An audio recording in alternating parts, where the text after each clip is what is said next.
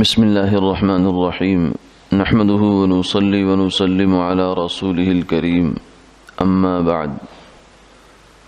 عن عبد الله بن عمرو رضي الله تعالى عنه قال قال رسول الله صلى الله عليه وسلم إذا سمعتم المؤذن فقولوا مثل ما يقول ثم صلوا علي فإنه من صلى علي مرة صلى الله عليه 10 ثم صلوا الوسيلة فإنها مقام في الجنة لا ينبغي لعبد من عباد الله إلا لعبد من عباد الله وأرجو أن أكون هو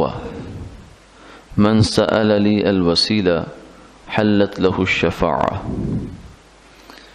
أو كما قال عليه الصلاة والسلام۔ حضرت عبداللہ بن عمر رضی اللہ تعالی عنہ سے مروی ہے کہ رسول اللہ صلی اللہ علیہ وسلم نے یہ ارشاد فرمایا، جب تم مؤذن کو اذان دیتے ہوئے سنو تو وہی کچھ کہو جو وہ کہہ رہا ہے، پھر مجھ پر درود پاک پڑھو، کیونکہ جو بندہ مجھ پر ایک دفعہ درود پڑھتا ہے اللہ اس پر 10 رحمتیں بھیجتے ہیں۔ پھر میرے لیے اللہ سے وسیلہ کی دعا کرو۔ وسیلہ ایک مقام ہے جنت میں جو صرف ایک بندے کے لیے مخصوص ہے اللہ کے بندوں میں سے، اور مجھے امید ہے کہ وہ میں ہوں۔ جس آدمی نے میرے لیے وسیلہ کی دعا کی اس کے لیے میری شفاعت حلال ہو گئی۔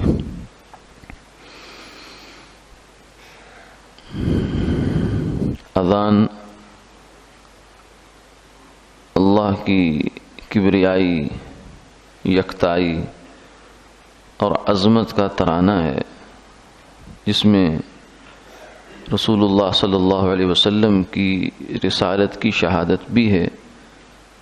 اور نماز کی طرف آنے کی دعوت بھی ہے۔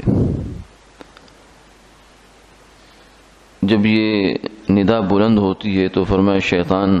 اس بستی سے، اس آبادی سے دور بھاگ جاتا ہے۔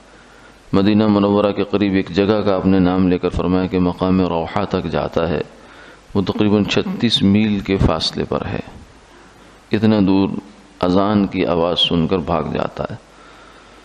تو اس سے معلوم ہو کہ شیطان کو بھگانے کا طریقہ اللہ کا نام اور اس کی یاد ہے، اس کے علاوہ شیطان کے بھگانے کا طریقہ نہیں ہے۔ تو فرمایا جب مؤذن اذان دیتا ہے تو تم بھی وہی کچھ کہو جو وہ کہہ رہا ہے، باقی کلمات تو وہی ہیں، اللہ اکبر اشہد ان لا الہ الا اللہ اشہد ان لا الہ الا اللہ اشہد ان محمد رسول اللہ۔ لیکن جب وہ حی علی الصلاۃ، حی علی الفلاح کہتا ہے تو اس کے جواب میں لا حول ولا قوت الا باللہ یہ کہنا ہے، اور اس کے بعد اگر فجر کی اذان ہے تو اس میں الصلاۃ خیر من النوم، تو اس کے جواب میں کہنا صدقت وبررت وبالحق نطقت، تو نے سچ کہا، تو نے اچھا کہا، تو نے بالکل حق کی بات کی ہے، سچ بات کی ہے۔ تو یہ جب اذان کے فرمائے کلمات پورے ہو جائیں تو پھر یہ کہو مجھ پر درود پاک پڑھو، اللہم صلی علی سیدنا محمد پڑھ لیں، جو کوئی بھی درود پاک یاد ہے وہ پڑھ لیں، تو اس سے ایک دفعہ درود پاک پڑھنے سے 10 رحمتیں اللہ کی انسان کی طرف متوجہ ہو جاتی ہیں۔ پھر فرمایا کہ میرے لیے وسیلہ کا مقام مانگو اللہ سے، اور اس کے لیے آپ نے خود ہی امت کو ایک دعا تعلیم فرما دی، اللہم رب هذه الدعوة التامة والصلاة القائمة آت محمدا الوسيلة والفضيلة وابعثه مقاما محمودا الذي وعدت انك لا تخلف الميعاد۔ یہ دعا ہے جو احادیث میں منقول ہے۔ بعض حضرات والدرجة الرفیعة وارزقنا شفاعته یوم القیامہ اس کا اضافہ بھی کرتے ہیں، لیکن یہ 2 لفظوں کا اضافہ حدیث پاک میں منقول نہیں ہے، کسی بھی حدیث میں اس کا تذکرہ نہیں ہے، اس لیے جو دعا مسنون ہے وہی بہتر ہے، اس میں اپنی جانب سے اضافہ کرنا پسندیدہ نہیں ہے۔ فرمایا کہ یہ دعا مانگو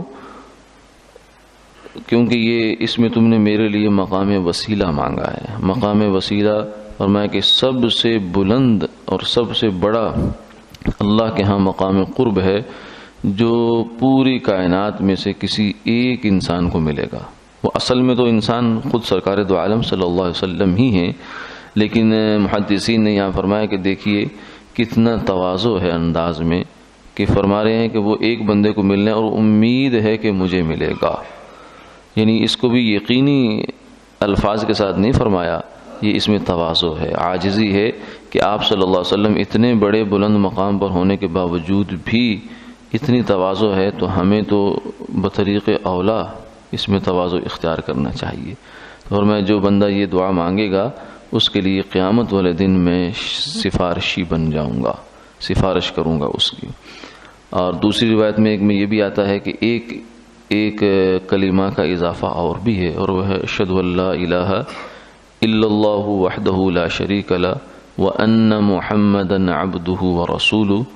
رضیت باللہ ربا وبالاسلام دینا وبمحمد نبی ورسولا۔ تو فرمایا یہ کلمہ جو اذان کے بعد کہہ لیتا ہے غفر لہ ذنب،